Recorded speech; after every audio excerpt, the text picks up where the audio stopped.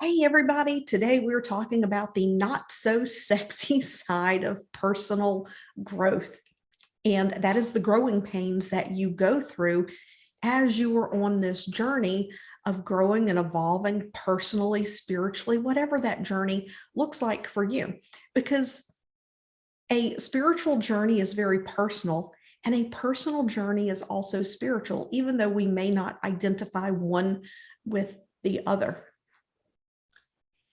It's these universal principles, some of these philosophical principles that we follow on this journey of personal growth that allow us to get quiet and go within. And that's really what a spiritual journey is. A spiritual journey is not about religion, it's not about dogma, but you can choose to call it whichever you like. I'm not here to judge one way or the other. I call it a spiritual journey. You might just call it your personal growth, right? So, what is this not so sexy side? As we grow as a person, as we shift our way of thinking, as we begin to shift our identity, and we're embracing a new way of being, a new way of thinking, there are aspects within the subconscious, there are belief constructs, there are patterns of interpretation and perception that begin to fall away. That can feel uncomfortable because it feels unfamiliar, and it depends on how quickly the change occurs. If you just dive right in head first into personal development, into personal growth, and you are really challenging and tackling past beliefs and past patterns and embracing new ones, as you begin to embrace these new ways of thinking and being, your brain is literally, wait a minute, what's going on here? This feels uncomfortable.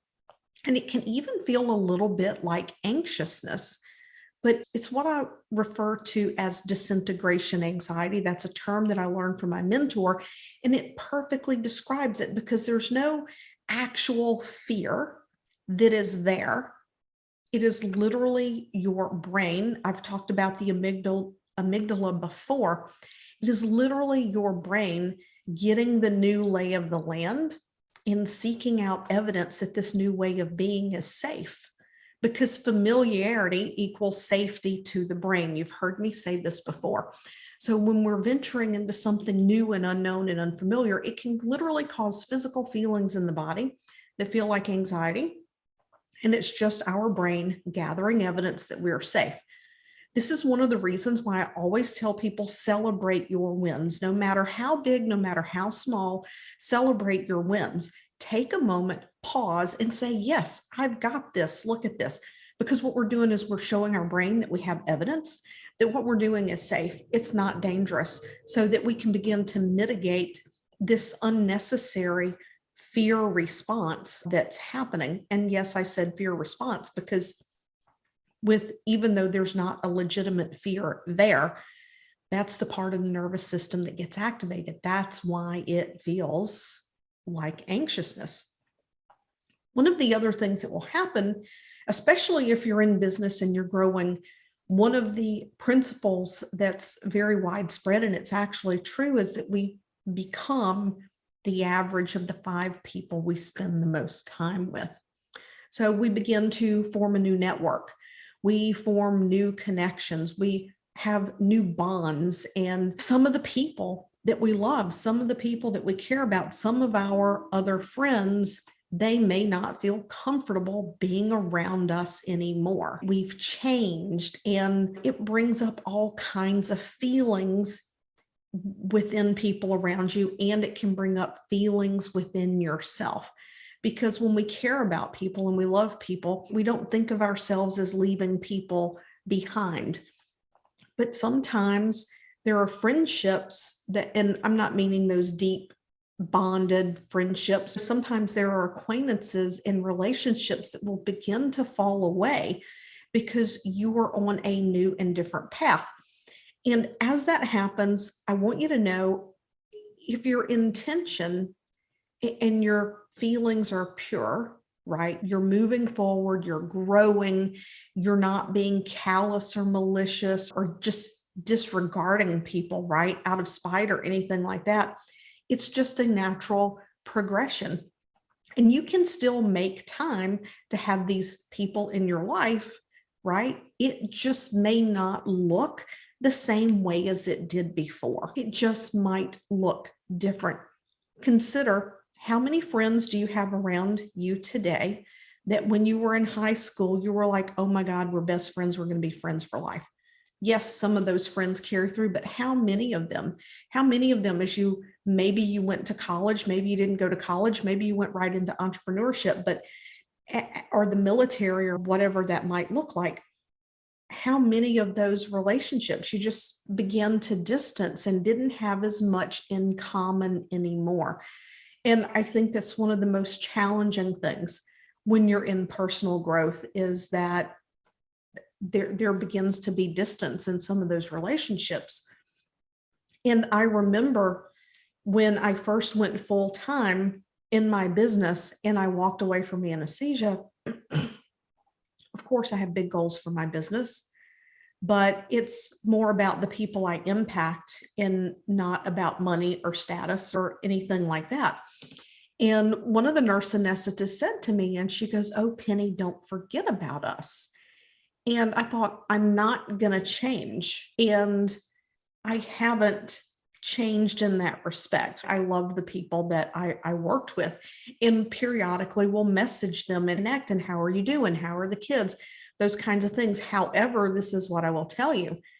I don't actively seek out to spend time. And here's why. Sometimes, not always, sometimes the conversation inevitably turns back to healthcare, to patients, to frustrations in that workplace. And it just takes the energy and the thinking and the conversation into a place that doesn't feel good. And it doesn't serve me. And while I don't mind talking about work, I don't want to get sucked into the drama. I don't want to be in a group of people, and my friends aren't drama queens, right? The people I worked with aren't drama queens. However, this is something that they're still working in. It's a very much a lived experience for them. So I choose to not enter into those conversations because they don't serve me. They don't serve my energy. And it's important to bring the energy that is going to support you, support your client, support your service into your business. So some of your relationships, maybe you don't spend as much time with those friends as you did before. Maybe you don't spend as much time with certain family members as you did before. You still love them, you still connect with them, you just don't spend as much time with them, right? You're spending your time and your energy on the relationships that lift you up, on the relationships that you aspire to be. And this comes down to, a mentor once said, what are you willing to give up to get where you're going? And not that I would ever give up people in my life, but I may give up the framework of how I spend time with them and do it in a more supportive and helpful way. Now, I know you're probably thinking, damn, this isn't an uplifting episode. This is the reality. Like I said, we're talking about the not so sexy side of personal growth. And if you're going to show up and you're going to serve in the world, whether you're doing that through clients or whatever it is that you're creating, you want to stay on that path that is aligned with you. You want to create and nurture the relationships that are going to support you. And you can find a way to keep the relationships that matter to you going in your life. It just might look different so that you are keeping your attention where it needs to be, keeping your focus moving forward. And it really comes down to boundaries. And a lot of people don't have boundaries around certain things. And it may come back to values. You've heard me talk about values and family and expectations. And sometimes we may know that we need to move in a certain direction, that something's not serving us, but because we have these beliefs around values, we feel like we can't hold this boundary, that we have a responsibility, or you might even know that it is time to put some boundaries in place, but you just keep feeling yourself getting pulled back in to an old behavior. And it can be uncomfortable to set those boundaries, and you don't understand why you're not holding that boundary. And that can be something subconscious that needs to be looked at and needs to be dealt with, so that you can have a healthy relationship with boundaries that also allows you to move forward and create and do what it is you're here to create and do in this life.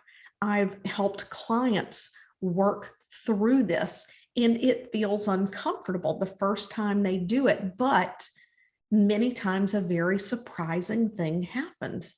If we've gotten into a place where we're too entangled with a family member or a friend and we begin to separate and hold that boundary, you would be amazed sometimes at the family member or the friend and how it's all of a sudden they are also freed up and they begin to take chances on themselves.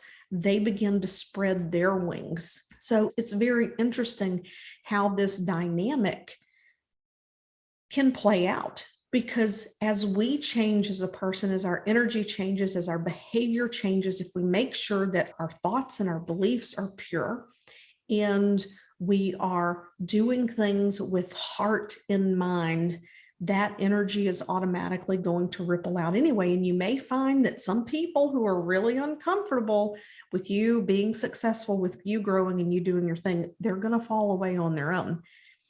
And that's just something to be prepared for. So another thing to be aware of is that as you go on this journey of growth, there may come a point in time when you have outgrown what you have created. And you may find yourself saying, okay, this was great. I did it. I loved it. But now my passion is over here. And that transition period from one thing to the next can feel uncomfortable. It can feel like starting over to a degree. And so to be prepared for that. So whatever it is that you're creating right now, are you creating it with the intention to maybe sell it at some point? Is there some part of it that you can automate and not actually have to be directly involved in it? In other words, it can run its course and still generate revenue for you as you transition into what is feeling more aligned to you.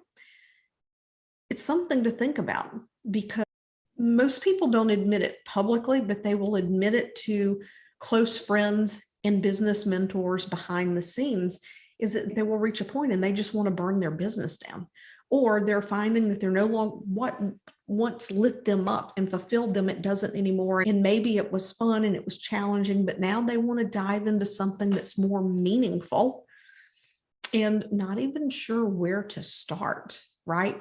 Because they've lost connection with who they are. They've grown to a point that's not sure who I am. I'm not sure where I want to go. And this is where identity work comes into play, to dive in and see what it is that you really want as you create this next phase in life, because life is meant to be fulfilling, and boredom is a true emotion. Boredom happens when we need to experience growth intellectually, right? Not just personally, but intellectually. When it's okay, I've been doing this for a while, I've got this covered, what's next? This is not the same thing as chasing goals and being distracted. Okay, I want you to hear me on that. It's not the same as chasing goals and being distracted. Boredom is just, okay, I got all this, I know this, I'm looking for something new, not this compulsion that I have to be doing something. What's the next thing? I can't be still. I have to go. I have to create. That is a whole different animal. And really, would serve you to take a look into why that is happening. What is creating that incessant drive, that almost compulsion to keep forward in creating?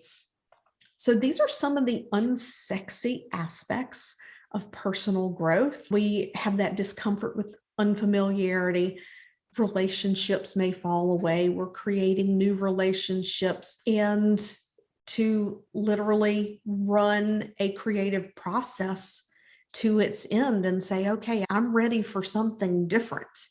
And to know that transition phase can feel like starting all over unless you have a great deal of experience in business starting from scratch. I think that for newer entrepreneurs who have created something and grown something, and the first time this happens, the memory of what it felt like to have to put in a lot of action, to have to do a lot of research, to do a lot of work to start something new. And you finally got into this place where I can breathe. And now you realize, you know what, this has run its course. It's time for me to create something new. The very thought of creating something new can trigger those memories, and it can create resistance for us. What we sometimes discount is that we're bringing a ton of experience with us, and that experience is actually going to help us make that transition more smoothly and much more quickly. And also because we have a network to support us in that. We have things in place. We have assets in place in terms of relationships and tech and knowledge and team that we didn't have when we first started out the first time. I would love to know your thoughts of this unsexy side of personal growth, which accompanies every entrepreneur journey, because if you aren't growing, your business is not growing. Please comment your thoughts below. If you're catching this on your favorite podcast platform, if you would head over to iTunes, if you found this helpful to you, please leave a positive review. That helps me to reach more people. I'll catch you next week.